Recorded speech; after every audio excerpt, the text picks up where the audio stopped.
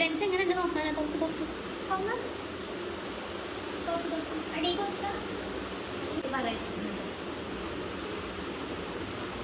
എന്താടോ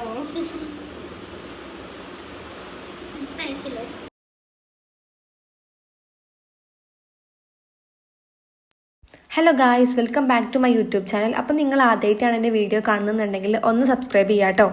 ഇതെൻ്റെ ബ്രൈഡ് ഇഷ. ആളുടെ നിക്കാഹ് ലുക്കാണ് നമ്മൾ ചെയ്യാൻ പോകുന്നത്. ആളുടെ നിക്കാഹിൻ്റെ അന്ന് കിട്ടിയ 8ൻ്റെ പണിയാണ് ഞാൻ പറയാൻ പോകുന്നത്. അപ്പോൾ എല്ലാവരും വീഡിയോ സ്കിപ്പ് ചെയ്യാതെ ഫുള്ളായിട്ട് കാണണം കേട്ടോ. അപ്പോൾ നമ്മളെ ബ്രൈഡിന് എല്ലാവരെയും പോലെ തന്നെ സിമ്പിളായിട്ട്, എന്നാൽ ഒട്ടും സിമ്പിൾ അല്ലാതെ ഒരു മീഡിയം ലെവലിൽ ഭയങ്കര ഗ്ലോ ഒക്കെ ആയിട്ടുള്ളൊരു ഫിനിഷിംഗ് മേക്കപ്പ് ലുക്കാണ് ആൾ നമ്മളോട് പറഞ്ഞത്. എനിക്ക് ആളെ മുമ്പ് അറിയാം കേട്ടോ, കാരണം ഞങ്ങൾ ഫ്രണ്ട്സ് മീൻസ് ഒരേ നാട്ടുകാരിയാണ്. അതുപോലെ തന്നെ ഞങ്ങൾ മദ്രസയിലൊക്കെ ഒരുമിച്ചാണ് പഠിച്ചത്. എന്നാൽ പോലും ഞങ്ങൾ കണ്ടിട്ട് ഏകദേശം ഒരു 1 year ഒക്കെ ആയിട്ടോ. ഞാൻ അവസാനമായിട്ട് ആളെ കണ്ടിട്ടുണ്ടായിരുന്നത് ആളെ ഫ്രണ്ടിനെ ഞാൻ മേക്കപ്പ് ചെയ്ത സമയത്തായിരുന്നു. അതായത് ആളുടെ ഫ്രണ്ടിൻ്റെ വെഡ്ഡിങ്ങിൻ്റെ അന്നായിരുന്നു ഞാൻ ആളെ കണ്ടിട്ടുണ്ടായിരുന്നത് കേട്ടോ. അതിപ്പോൾ ഏകദേശം ഒരു 1 year ഒക്കെ ആയിട്ടുണ്ടാവും. ഞാൻ എൻ്റെ ഒരുപാട് ഫ്രണ്ട്സിൻ്റെ അല്ലെങ്കിൽ ഫ്രണ്ട്സിനൊക്കെ ഒരുപാട് ഞാൻ മേക്കപ്പ് ചെയ്തിട്ടുണ്ട് കേട്ടോ. ഞാൻ ഒരിക്കൽ പോലും കരുതിയിട്ടില്ല ഞാൻ ഈ ഒരു ഫീൽഡ് തിരഞ്ഞെടുക്കും, അതുപോലെ തന്നെ ഇങ്ങനത്തെ ഒരു ഭാഗ്യം എനിക്ക് ഉണ്ടാവുമെന്ന്. അപ്പോൾ നമ്മളെ ബ്രൈഡ് നമ്മളെ കോൺടാക്ട് ചെയ്ത സമയത്ത് ആൾക്ക് മെയിനായിട്ടൊരു കണ്ടീഷൻ എന്ന് പറഞ്ഞാൽ ആളുടെ ഫേസിൽ ഒരുപാട് ആക്നീസ് ഉണ്ട്. അപ്പോൾ ആൾക്ക് ഭയങ്കര ടെൻഷൻ ഉണ്ടായിരുന്നു, മേക്കപ്പ് ചെയ്താൽ എന്തെങ്കിലും പ്രശ്നം ഉണ്ടാവുമോ, പിമ്പിൾസ് കൂടുമോ, ഭയങ്കര ടെൻഷൻ ഉണ്ടായിരുന്നു കേട്ടോ. അപ്പോൾ ഭയങ്കര സിമ്പിളായിട്ട് ഫേസിൽ എന്തെങ്കിലും മാർക്സും കാര്യങ്ങളൊക്കെ ഉണ്ടെങ്കിൽ അതൊക്കെ ഒന്ന് ഹൈഡ് ചെയ്തിട്ട് ഉള്ളൊരു മേക്കപ്പാണ് പറഞ്ഞത്. എന്നാൽ കുറച്ചൊക്കെ ഒരു ഗ്ലോ ആയിട്ടുള്ള മേക്കപ്പാണ് ആൾ നമ്മളോട് പറഞ്ഞിട്ടുണ്ടായിരുന്നത്. കോൺടാക്ട് ചെയ്ത സമയത്ത് തന്നെ ആൾ നമ്മളോട് പറഞ്ഞത് ലെൻസ് ലാഷും കാര്യങ്ങളൊക്കെ ആളിനെ പർച്ചേസ് ചെയ്തുകൊണ്ട്. അപ്പോൾ ഞാൻ കറക്റ്റായിട്ടുള്ള ഡീറ്റെയിൽസ് ആൾക്ക് പറഞ്ഞു കൊടുത്തിട്ടുണ്ടായിരുന്നു കേട്ടോ. അതായത് ബ്രാൻഡ് നെയിമും കാര്യങ്ങളൊക്കെ പറഞ്ഞിട്ടുണ്ടായിരുന്നു. പക്ഷേ ആൾ വാങ്ങിയ ലെൻസ് വേറെ ആയിരുന്നു, ഡിഫറെൻ്റ് ആയിരുന്നു കേട്ടോ. നമ്മൾ ലെൻസ് വെച്ച സമയത്ത് ആളുടെ ഐബോൾ ചെറുതും അതുപോലെ തന്നെ ആൾ ചൂസ് ചെയ്തിട്ടുണ്ടായിരുന്ന ലെൻസ് ഭയങ്കര വലുതുമാണ് കേട്ടോ. അതായത് ആൾ പർച്ചേസ് ചെയ്ത ലെൻസ് ഭയങ്കര വലുതായിരുന്നു. അതുകൊണ്ട് ഇട്ട സമയത്ത് ഭയങ്കരമായിട്ട്, അതായത് 8ൻ്റെ പണി കിട്ടിയിട്ടുണ്ടായിരുന്നു. ഒന്നാമത്തെ കേസിൽ ആളുടെ കണ്ണിൽ നമ്മൾ ലെൻസ് വെച്ചപ്പോൾ ഭയങ്കര ബുദ്ധിമുട്ടായിരുന്നു കേട്ടോ ലെൻസ് വെക്കാൻ വേണ്ടിയിട്ട്. കാരണം വെക്കുമ്പോൾ ആൾ ഐ ക്ലോസ് ചെയ്യുന്ന സമയത്ത് അത് പുറത്തോട്ട് ഇങ്ങനെ ഒരുപാട് തവണ തള്ളി പോന്നിട്ടുണ്ടായിരുന്നു കേട്ടോ. പിന്നെ നമ്മൾ വെച്ചപ്പോൾ കണ്ണിൽ കറക്റ്റായിട്ട്, അതായത് ഐബോളിൽ കറക്റ്റായിട്ട് നിൽക്കുന്നുണ്ടായിരുന്നില്ല. കാരണം ഐബോൾ ചെറുതും മറ്റേ ലെൻസ് വലുതും ആയതുകൊണ്ട് തന്നെ അതിങ്ങനെ നീങ്ങി പോകുന്നുണ്ടായിരുന്നു. നമുക്ക് ഒരുപാട് സമയം പോയിട്ട് ഈ ലെൻസ് വെച്ച സമയത്ത് നോർമലി ഈ ബ്രൈഡ്സൊക്കെ ശ്രദ്ധിക്കേണ്ട ഒരു കാര്യമാണ്. ഇപ്പോൾ ഒരുപാട് ബ്രൈഡ്സൊക്കെ പറയും നമ്മളോട്, ഞങ്ങൾ വാങ്ങിക്കൊണ്ട് നിങ്ങൾ വാങ്ങണ്ട, നിങ്ങൾ പേരൊക്കെ പറഞ്ഞു തന്നാൽ മതിയെന്ന്. അപ്പോൾ നമ്മൾ കറക്റ്റ് പറഞ്ഞു കൊടുത്താലും അവർ വാങ്ങുന്ന ലെൻസ് ബ്രാൻഡ് ഡിഫറെൻ്റ് ആയിരിക്കും. അപ്പോൾ എന്താണെന്ന് വെച്ചാൽ പറയാനുള്ളത്, ഈ ബ്രൈഡ്സൊക്കെ ശ്രദ്ധിക്കുക. മാക്സിമം നിങ്ങൾ മേക്കപ്പ് ആർട്ടിസ്റ്റുകളോട് തന്നെ കൊണ്ടുവരാൻ പറയുക ലെൻസ് ലാഷും കാര്യങ്ങളൊക്കെ. അവർ കറക്റ്റായിട്ട് അത് കൊണ്ടുവരും. അങ്ങനെ നമ്മൾ വർക്കൊക്കെ കംപ്ലീറ്റ് ആക്കിയിട്ട് നമ്മൾ വീട്ടിലോട്ട് പോയിട്ടൊരു 10 മിനിറ്റൊക്കെ ആയ സമയത്ത് ബ്രൈഡ് നമ്മൾ കോൺടാക്ട് ചെയ്തിട്ടുണ്ടായിരുന്നു. ലെൻസ് കണ്ണിൽ നിന്ന് ഇങ്ങനെ ഇളകിയിട്ടുണ്ട്. അപ്പോൾ ആൾക്ക് ഭയങ്കര ടെൻഷനായി, അതായത് ഭയങ്കര പേടിയായിട്ട് ഒരു 3-4 തവണ നമ്മൾ കോൺടാക്ട് ചെയ്തിട്ട് നമ്മൾ പറഞ്ഞു കൊടുത്തു ടെൻഷൻ അടിക്കേണ്ട, ജസ്റ്റ് ഇളകിയതാണെന്ന്. അതൊന്നും ആൾക്ക് ഒരു ഇതില്ല.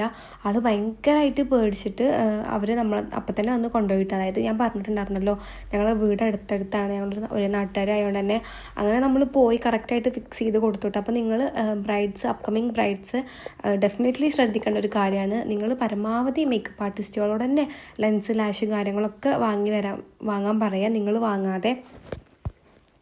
പിന്നെ ആളോട് ഞാൻ പറഞ്ഞിട്ടുണ്ടായിരുന്നു ലെൻസ് ഒഴിവാക്കാൻ വേണ്ടിയിട്ട്, പക്ഷേ ആൾക്ക് ആ ലെൻസ് തന്നെ വെക്കണം. അപ്പോൾ അത് ആൾ ഒഴിവാക്കാൻ തയ്യാറായിരുന്നില്ല. അപ്പോൾ ആൾക്ക് നമ്മൾ ഭയങ്കര ലൈറ്റായിട്ടുള്ള മേക്കപ്പാണ് കൊടുക്കാൻ പോകുന്നത്. ആളുടെ ഫേസിലും അതുപോലെ തന്നെ ചീക്സിലൊക്കെ ഭയങ്കരമായിട്ട് ആക്നീസൊക്കെ ഉണ്ടായിരുന്നു, അതുപോലെ മാർക്സും കാര്യങ്ങളൊക്കെ.